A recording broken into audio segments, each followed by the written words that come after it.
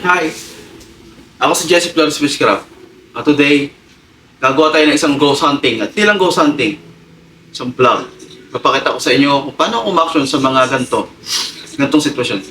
So, nitong mga nagdaang taon, nagdaang buwan, sunod-sunod na ang aksidenteng nangyayari dito sa Silang Bypass Road. Ito,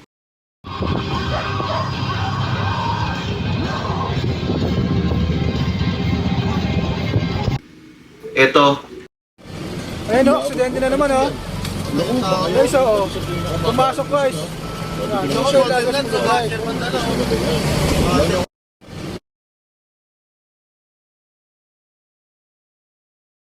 Aksidente na naman guys. Silang Cavite yan guys o.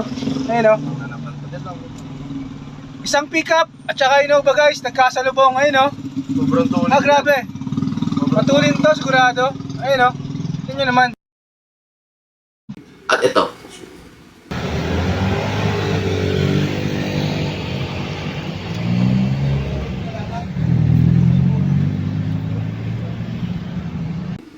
Ilan lang yan sa mga aksidente na nangyari sa lugar na yan.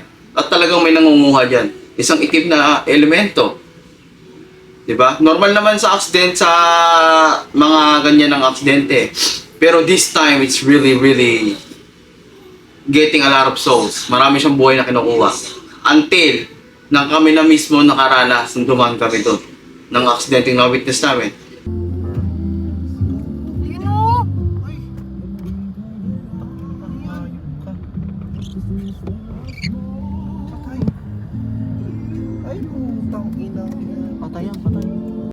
So yun yung gabi na yun. Ito yung gabi na yun na nagdesisyon ako na kukunin ko na siya. Kukunin ko ang kaluluwa na yun. Kukunin ko ang itim na espiritu na nangunguha sa lugar na yun at ilalagay ko dito. I'm gonna take him. I'm gonna make him acknowledge me. Gagamitin ko ang makapangyarihan niyang kapangyarihan sa kabutihan. So yun. Pag uwi namin, nandito na to. Ipapakita ko sa inyo kung paano siya kukunin. At ipapakita ko sa inyo kung gaano kalakas ang pangyarihan ni Jesse Flores Fishcraft. Because these spirits, they will take my command. Because I'm the roots. They're from me. So yun. Long story short, babawasan ko yung aksidente doon. At hanggat maaari, hindi na yung aksidente na kada aksidente mangunguha siya ng mangunguha ng buhay kasi kada aksidente doon, buhay ang kinukuha niya. So lahat yung matatapos na. So yun, salamat sa mga manonood at salamat sa mga suporta.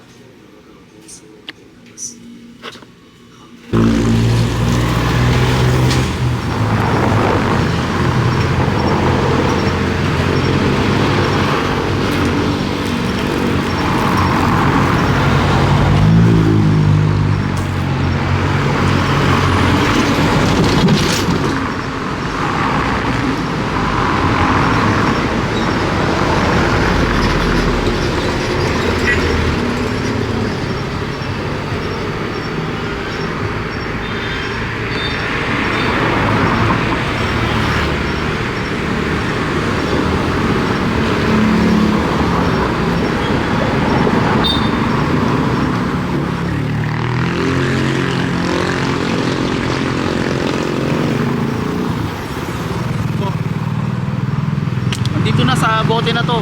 Nandito na sa loob. Kinuha ko na yung kaluluwa na nangunguha dito. Ito yun. Kung saan nangyari disgrasya na yun. Sa lugar na to yan, tayo siyempre. Sa lugar na to dito maraming namamatay. So ngayon matitigil na yung mga mamamatay dahil nandito na ngayon. Iuwi ko to, gagawin ko kanino ko. Imbis na sa kasama niya gagamitin ko na sa kabutihan.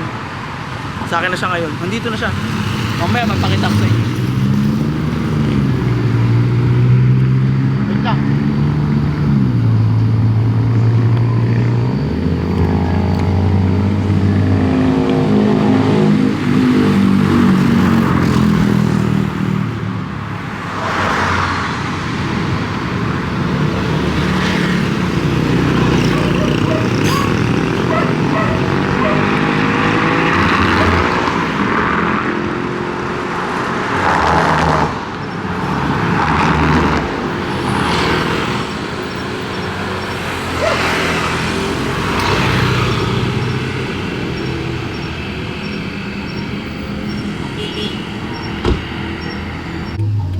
So ito guys, patunay ito na yan.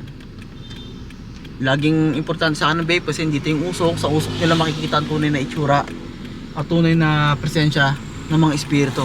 Kaya malaking bagay sa akin yung vape ako ng vape. At malaking bagay sa akin yung vape. So ito, nandito na sa loob yung kaluluwa nun. Hindi siya kaluluwa ng tao, kundi siya ay kaluluwa ng isang espiritu. Pero maniwala kasi hindi kaya ko siyang gamitin sa kabutihan. Ganun ang power ng Just Plus Witchcraft. So ayan, nakita nyo ha. Usok yan guys, usok yan. Usok yan. Hindi lumalabas yung usok. Diba dapat lalabas yung usok? Diba? Nandito na siya nag-stay kasi patunay na meron siyang laman na spirito. So nandito lang siya. Ito sample Diba may laman na to. Ayan. Ayan, nakikita nyo? Kita ba pre? Ayun, meron sa Ayan. Siya lumalabas. Papatay yung aircon papatay yung aircon. So lalagyan ko siya ng usok pa ulit.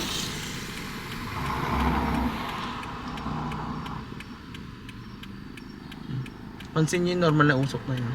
Yun lang yung lalabas. Pero stay pa rin sa loob.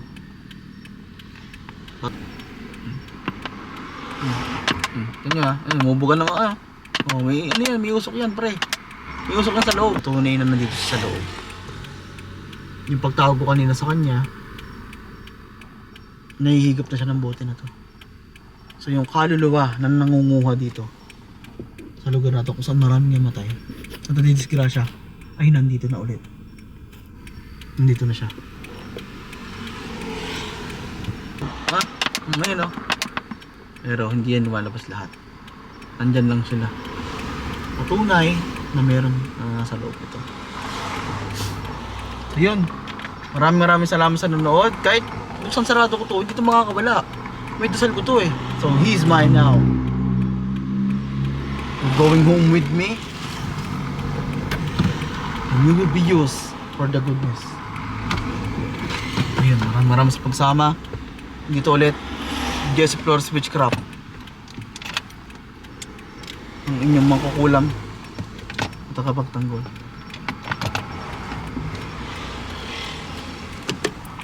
Salamat boy.